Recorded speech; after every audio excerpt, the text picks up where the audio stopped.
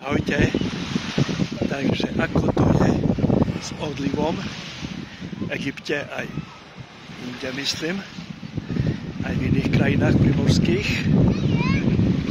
Takže všetko závisí od pláže a brehu. Ak je pláž takáto a breh šikma, tak voda klesla skoro o 2 metre, ale posunula sa tiež o 2 metre. Čiže nie je to veľký nejaký rozdiel. Kde je pláž rovná, tam sa voda môže posunúť aj o 50-100 metrov dozadu.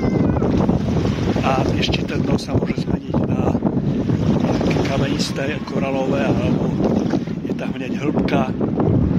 Takže všetko závisí od brehu.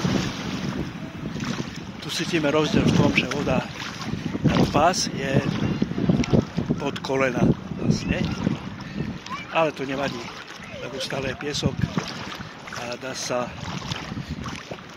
mierne plávať a nikto tu nestraží, dá sa plávať aj za boje, trošku ďalej kto chce,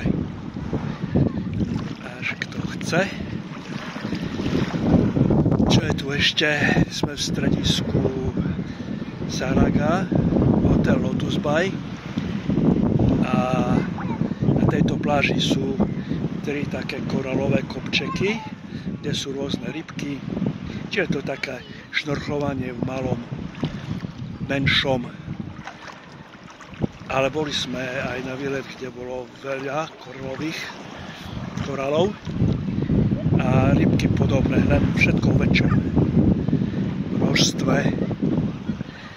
Takže závisí na vás, čo vyhľadávate, či šnorchlovanie, alebo plávanie, alebo také lyžovanie na pláži a vychutnávanie si morských vlnok a vetrika.